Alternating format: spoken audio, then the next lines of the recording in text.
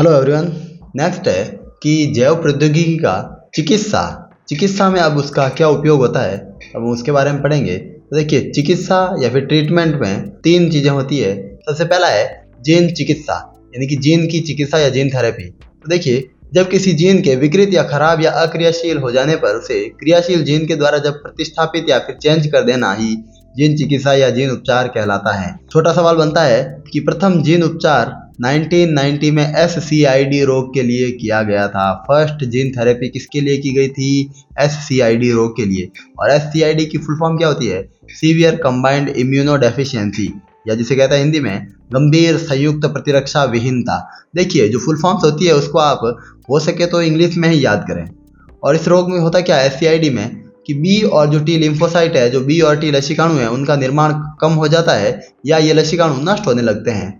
SCID रोग में ADA adenosine D एमिनेज enzyme की कमी हो जाती है, अर्थात लसिकाणुओं का निर्माण नहीं कर पाता है। तो ADA एंजाइम का हम अब करेंगे जीन थेरेपी या जीन उपचार। तो जीन चिकित्सा SCID रोग के लिए स्थायी इलाज नहीं है, क्योंकि लसिकाणुओं का जीवन काल है वो सीमित होता है। देखिए, जीन चिकित्सा एक बार के लिए इलाज कर सकता है, लेकिन ये स्थायी या फिर स्टेबल या परमानेंट इलाज नहीं है। तो जीन चिकित्सा स्थायी कब हो सकती है? तो यदि उसको प्रारंभिक भ्रूणीय अवस्थाओं की कोशिकाओं में जीन को अच्छे से अगर अलग करके ADA एंजाइम में डाल दिया जाए। हाँ, वेरी इंपॉर्टेंट लाइन।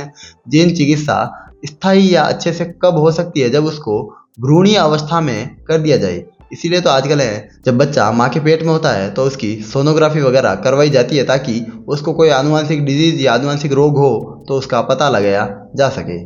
सेकंड है आनुवंशिक निर्मित इंसुलिन या मानव निर्मित इंसुलिन।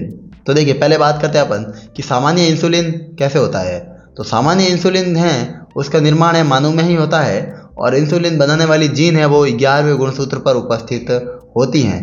और इंसुलिन जीन या DNA से इंसुलिन mRNA बनता है, तथा इंसुलिन mRNA से प्राक इंसुलिन प्रो इंसुलिन बनता है। और फिर प्रो इंसुलिन में 3 पेप्टाइड श्रृंखलाएं A, B और C होती है, और जो प्रो इंसुलिन है वो निष्क्रिय होता है। फिर प्रो इंसुलिन से C पेप्टाइड श्रृंखला को हटाकर इंसुलिन बनता है, और जो कि इंसुलिन का सक्रिय रूप है। यानी कि देखिए, पहले है वो एक 3 पेप्टाइड श्रृंखलाओं वाला प्रो इंसुलिन बनेगा जो कि निष्क्रिय होगा, और फिर इससे जब C पेप्टाइड जो चैन है उसको हटा देंगे तो इंसुलिन बन जाएगा। और सक्रिय इंसुलिन है वो A व B 2 पेप्टाइड श्रृंखलाएं होती है इसमें, और यह दोनों श्रृंखलाएं डाइसल्फाइड बंधों के द्वारा जुड़ी होती हैं। और सक्रिय इंसुलिन में 51 एमिनो एसिड यानी 51 अमीनो अम्ल होते हैं। देखिए, इसका क्या प्रोसेस है। सबसे पहले इंसुलिन जीन या DNA से इसका इंसुलिन का mRNA बनता है, फिर उससे प्रो इंसुलिन बनता है जो कि निष्क्रिय होता है, और एंड में क्या बन जाएगा? इंसुलिन। अब है नेक्स्ट कृत्रिम इंसुलिन या ह्यूमुलिन। कृत्रिम इंसुलिन को किस नाम से जाना जाता है? ह्यूमुलिन के नाम से। सवाल इंसुलिन से भी आ सकता है और ह्यूमुलिन से भी आ सकता है। इसके निर्माण से पहले इंसुलिन को शुअरों, देखिए ह्यूमुलिन तो अभी बनाया गया है, पहले क्या करते थे कि इंसुलिन को शुअरों या अन्य जानवरों को मारकर उनकी अग्ना से उनकी जो पैंक्रियास ग्रंथि है उससे निकालते थे। लेकिन जानवरों से जो इंसुलिन प्राप्त होता था उससे कुछ रोगियों को एलर्जी हो सकती थी, और उनका जो प्रतिरक्षा तंत्र है, जो इम्यून सिस्टम है, वो भी रिएक्शन कर देता था, यानी कि वो सपोर्ट नहीं करता था। तो आजकल बनाया गया है ह्यूमुलिन। ह्यूमुलिन क्या है? एक आनुवंशिकतः निर्मित इंसुलिन है, और इसका निर्माण 1983 में एक अमेरिकी कंपनी एली लिली ने किया।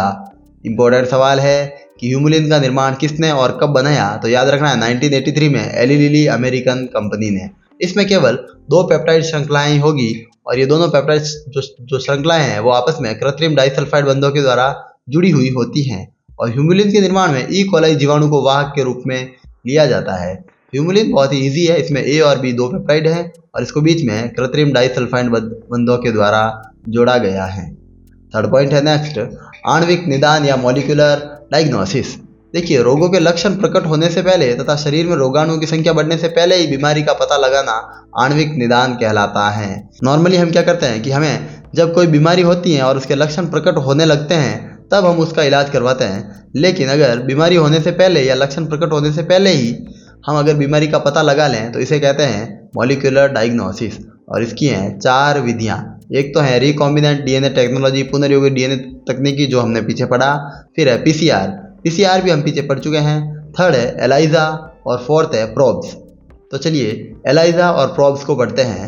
एलाइजा क्या है? देखिए, एलाइजा की फुल फॉर्म होती है एंजाइम लिंक्ड इम्यूनोसॉर्बेंट एसे। ये जो फुल फॉर्म्स आ रही है वो बहुत ही इंपॉर्टेंट है बच्चों अपने एग्जाम्स के लिए। एंजाइम लिंक्ड इम्यूनोसॉर्बेंट एसे, और इस विधि से किसी व्यक्ति में एंटीजन तथा एंटीबॉडी की मात्रा ज्ञात कर ली जाती है। इस एलाइजा में क्या करता है कि व्यक्ति में कितने एंटीजन और एंटीबॉडी है उसकी मात्रा ज्ञात करेंगे, और एलाइजा तकनीक है वो एंटीजन और एंटीबॉडी के प्रतिक्रिया सिद्धांत पर कार्य करती हैं, और यह तकनीक है वो एड्स रोग के लिए प्राथमिक जांच की भी तकनीक है। वेरी गुड, ये अच्छा सवाल है कि एड्स रोग के लिए जो प्राइमरी जांच होती है उसका नाम क्या है, तो वो है एलाइजा। नेक्स्ट है प्रोब्स। प्रोब्स क्या होता है? देखिए, प्रोब्स है वो डीएनए या आरएनए का एकल रज्जु की अनुक्रम होते हैं, और प्रोब्स हमेशा टारगेट डीएनए या आरएनए के विपरीत अनुक्रम बनाते हैं, और प्रोब्स को विकिरण से लेपित किया जाता है।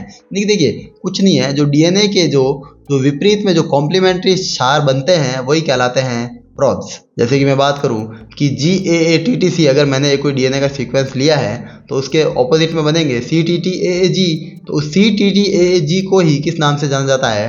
प्रोब्स के नाम से। नेक्स्ट अपना टॉपिक होने वाला है पारजीवी जंतु या ट्रांसजेनिक एनिमल्स, या जिसे हम कह सकते हैं GM जंतु। तो देखिए, इसकी डेफिनेशन क्या होगी? ऐसे जंतु जिनके डीएनए में परिवर्तन करके एक एक्स्ट्रा जीन, बाहरी जीन डाल दिया जाता है, और जो अपना जीन अपना है वो लक्षण रूप प्रकट करेगा, उसी को हम कहते हैं पारजीवी जंतु। और इसके बहुत सारे एग्जाम्पल्स हैं, जैसे पारजीवी चूहे, खरगोश, सुअर, भेड़, गाय, मछलियाँ आदि पैदा हो चुके हैं। नेक्स्ट है एक एग्जाम्पल 1997 में, यानी कि 1997 में सर्वप्रथम एक पारजीवी जो गाय बनाई गई थी जिसका नाम था रोजी।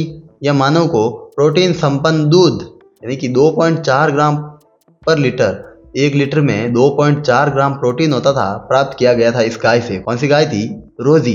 तो रोजी गाय का जो दूध था, इस दूध में मानव की अल्फा लैक्ट एल्बुमिन मिलता है, जो मानव शिशु हेतु अत्यधिक संतुलित पोषक तत्व है, जो साधारण गाय के दूध में नहीं मिलता है।